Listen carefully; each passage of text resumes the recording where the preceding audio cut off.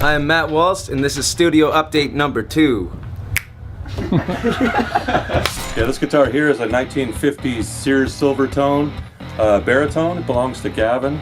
It was used on the very first record, and you know, we've been trying to replicate this sound ever since, you know, with baritones and stuff, and so it's cool to be back with Gavin and using this again on the new record.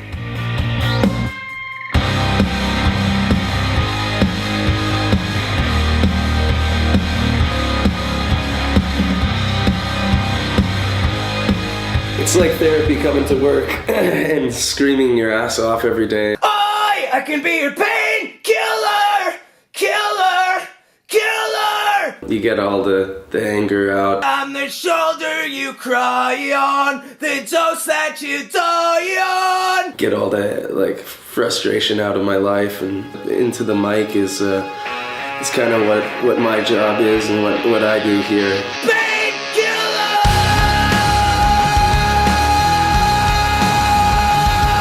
Painkiller has got it's getting a lot of plays and a lot of people are digging it. A lot of comments they sound like they did back on the first couple of records, and that's kind of what we're going for. The first 2 songs that I ever co-wrote with the guys was with Gavin Brown. I played a couple of riffs for him, and he really dug them. And then like some months went by, and they're like, "Hey, we're using those riffs." I was like, "Oh, cool."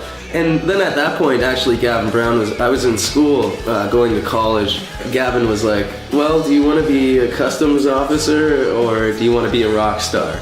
And like, I never even thought at that point ever, like, you know, the possibility of being in like a rock band for a living, because like, you know, from a small town of 1,300 people, you're nobody, and like, that's just such a high dream, a big dream to think about, you know, creating music and playing music for a living, until that point where he was like, "Well, do you want to be this or do you want to, you know, do you want to do this?" And at that point, that's when I was like, okay, maybe I can, you know, pursue music and have a career in music. When I got the call, it was, you know, actually me and Brad were out at dinner, and he was just like, "You better get your singing shoes on, because we might need you to come sing." And I thought it was a joke at first, but you know, I was scared at the time a little bit, because you know, what would everybody think?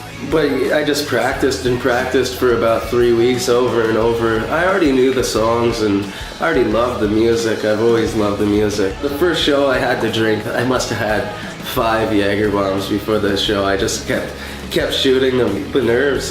My first show with a new band in front of 8,000 people in an arena.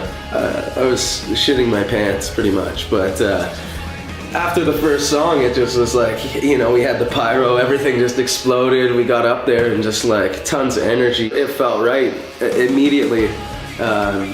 So that was a pretty cool feeling. And then like the crowd was just going crazy. We didn't know what was gonna happen, and everybody just like freaked out and, you know, started having a good time. And that's kind of what I want to bring to like every concert or any concert I play. I want everybody to have a good time and go through different emotions. But in reality, you don't come to a concert to you know, hate where you are or hate on anybody. You just want to have fun. I just want people to party and, you know, get excited about their lives. Hey everybody, here we are in Little Rock, Arkansas. Had a busy few weeks in the studio, and thought we'd have a few years. Hey everybody, here we are in Little Rock, Arkansas, a couple hours away from putting on a rock show.